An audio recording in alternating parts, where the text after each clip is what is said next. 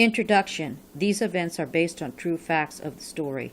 Child Protective Services has violated many parents' rights throughout our nation. Innocent parents cry for fairness in the juvenile courts, and Child Protective Services disregards many parents' human rights. Does this injustice must keep going on without fairness and parents who are not able to have a voice in the juvenile courts many times over? This story is a documentary of CPS. A mother and her rights to her children was forgotten by CPS and the bigwigs events. In this event, factual evidence, I am going to tell you what happened to me. Bits of the transcript of June 6, 1991. Page 70 from the transcript. Miss Guerra and I denied the petition. Norland E. Drossel, the court, right, and that you deny the petition, and the juvenile court will be working with you in terms of protecting the kids and working to have them returned to you.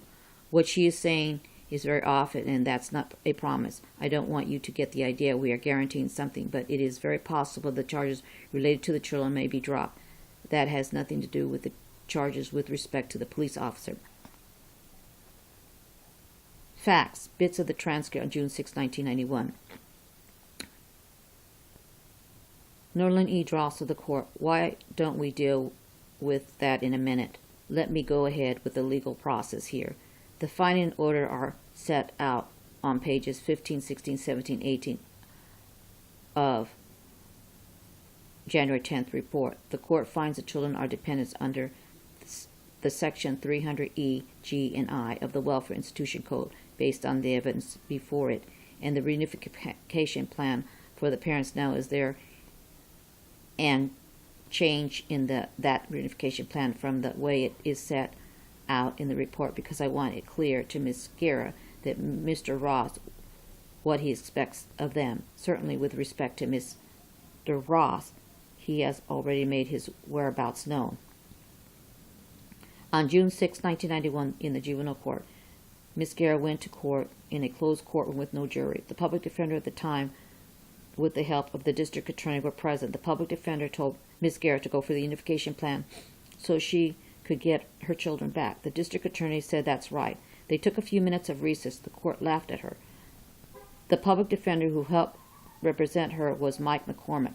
The district attorney at the time was Melinda Haynes. The referee was Norland E. Drossel, who did not explain what the reunification plan meant.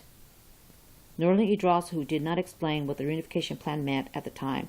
She incriminated Mrs. Guerra by agreeing and not explaining her rights. She violated Rule 1412 and Rule 1449. In the juvenile court transcript, June 6, 1991, bits and pieces of the transcript. The court, sure, morning recess taken. The court, are we ready? Public defender. Defendant, may I discuss with her for a minute? The court, sure. District attorney, public defender, and defendant continue conference. We came to an agreement. The court, good, it's much better. I much prefer people making their own decisions rather than me making one for them. In the juvenile transcript on date June 6, 1991, bits and pieces of the transcript. Public defender, after discussing this further with defendant, although she disagrees with many of the allegations, or actually all of the allegations in the petition, she's prepared to submit the question whether the petition is true based on the previous reports and testimony for today, with the understanding that you will declare the children dependent and will order the reunification plan for her that appears. The public defender of the juvenile court hearing on June 6, 1991, told Mrs. Guerra to go for the unification plan and she will get her children back. The district attorney said that's right. The public defender at the time at the juvenile court hearing on June 6, 1991, told Ms. Guerra to go for the unification plan and she will get her children back. The district attorney said that is right. In the juvenile transcript on June 6, 1991, bits and pieces of the transcript. The court, sure, children attorney, reading to herself. Your Honor, as the children's attorney, it would be my preference to leave it as it is. We have determined sworn testimony on the stand denying those allegations. June 6, 1991 hearing, since Ms. Guerra was not told what rights she had, she did not understand the consequences of her submission, and thus her submission could not have been either free or voluntary. Because Mrs. Guerra's rights as a parent are so important, and because the juvenile courts on date June 6, 1991 failed to provide advisement on the records, which is mandatory, Ms. Guerra's submission to the juvenile petition was improperly accepted. The finding of the jurisdiction was invalid and the deposition order was invalid. You heard by Judge William Sweeney, bits of the transcript of June 17, 1991. Mr.